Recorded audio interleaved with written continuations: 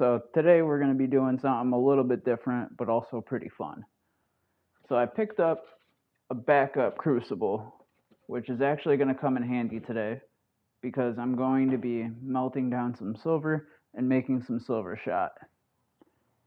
I also noticed a minute ago when I pulled this out and looked at it that this is actually way beefier than the stock one that comes with this. This one's already used. I already used this 7 times out of the suggested 30 times, and it's already looking pretty rough. I'm pretty curious to see how well it'll hold up.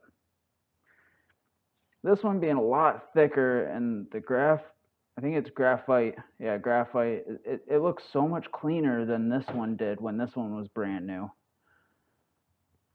I'm hoping the hole is the same size because I cut my pieces down to a specific size, hoping that they'd fit in both, but I know they'll fit in the older one. I'm not sure if they'll fit in the newer one. Another thing that I wanted to test today, down here I got one of these like power meter things that you get on Amazon, and I wanted to see how much power that my melting furnace actually pulls. You know, I'm guessing it's going to max it out. I think this meter is rated for 1800 watts. So we're going to see. You know, what I do when I first start heating this thing is I only heat it up by a little bit at first to dry out the crucible. I think I crank it up to like 100 or 200 degrees Celsius. I'm pretty sure this is set to Celsius. I crank it up to like 200 for half an hour, and then I go from there. Like after it sits at 200, then I'll start cranking it up like about 100 degrees every like 20 minutes or so, just to make sure that, you know, I'm not pulling too much power.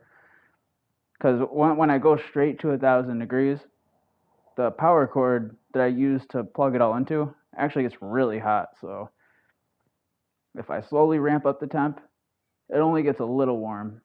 So I try to keep track of that stuff to make sure I'm not overdrawing the cable. Got it running an extension cord to the other side so that I can run my heater, my melting furnace, and my oven at the same time. They're both on like separate breakers. If I try and run them on the same one, it'll pop the breaker. And then over here I've got my pieces of metal in the bath. It looks like they're doing all right. Trying to clean them up a little bit before I throw them straight into here. So there's like, try and get rid of like as many impurities as I can before I melt it down. Because all the impurities, it seems like they end up sitting in the bottom of the crucible after I pour the metal. So we're just gonna wing it, see how it goes. Okay, so I've had the melting furnace preheated for about a half hour now. Oops. And I'm going to be throwing this silver into the crucible.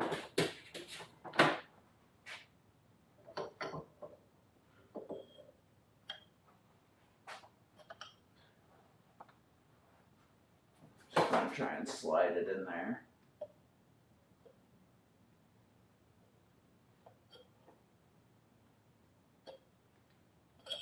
Whoa, it just barely fits.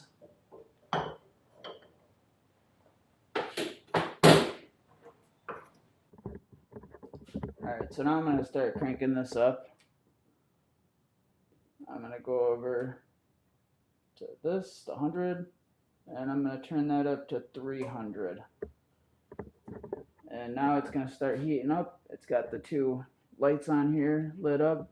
The alarm and the out light are now green. So that means it's heating up. Oops, let me go down here to this thing. It's pulling 13.8 amps.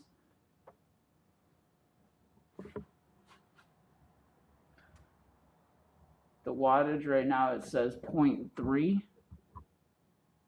which is not, oh, here it is. Oh, this is the lowest and the highest it hit.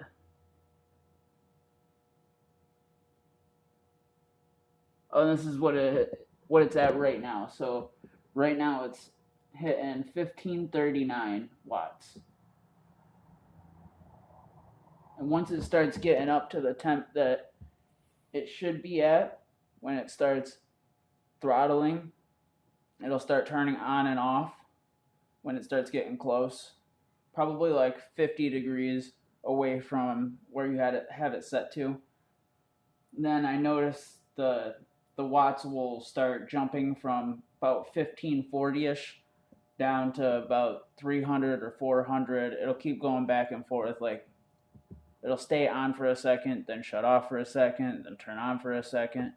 It does. I saw it do that for like probably like 30 times before it decided to just shut off, and then it lets it keep creeping up because the inside's so hot. It takes a while for like the temperature to balance out. I actually thought this would pull a lot more, like, higher watt than it actually is. So right now it's pulling about 1535. Then if I go to the amps, pulling 111.5 volts, 13.8 amps, which is not bad actually. The highest it hit was 1639 watts. Alright, so we got it warming up now. It's set to 1100. I also got a bee in the garage. I don't know where it's at, but I'm armed. I'm ready. I like bees. But it's warming up. I'm about to go get some ice. Pour some ice down into here. So we'll get a nice little ice bath. I got a glass bowl down at the bottom to catch all of the silver beads as they fall through the ice and the ice cools them. But I'm on my guard because I know I saw a bee.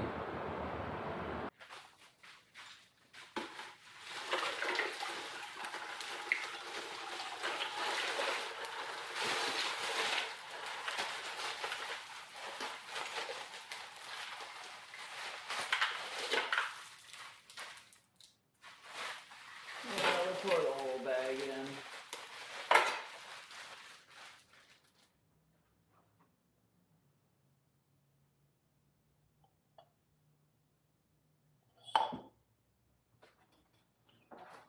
Now let's drop the other one in.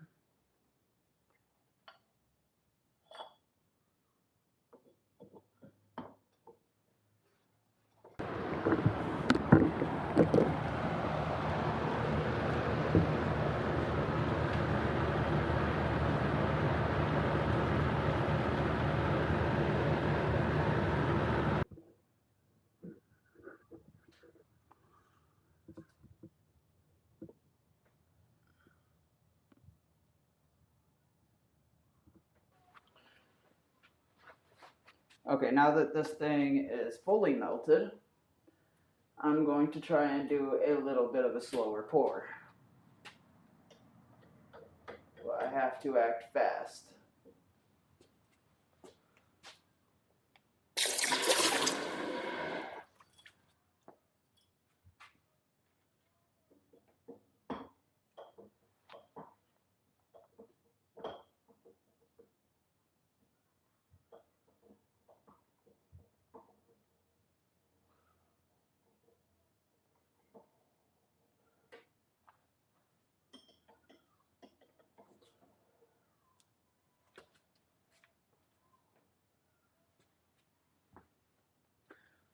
Yeah, I don't think that's going to be small pieces like I had originally thought.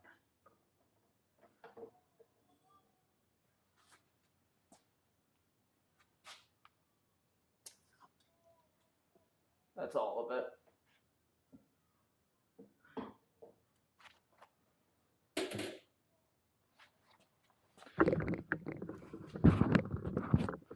So now that I got all of the metal out of there, now I'm going to turn this back down.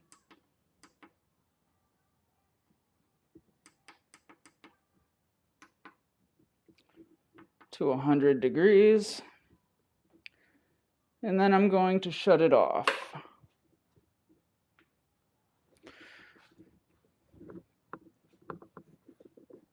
So I'm going to pull this thing out of here and we'll see what we got.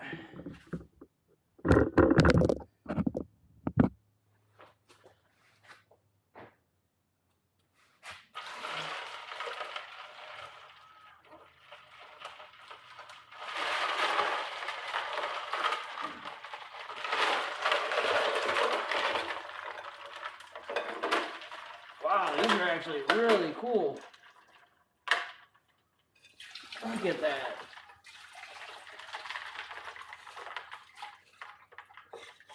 Wow. I was not expecting these to be so cool looking. That's awesome. All of these are so interesting.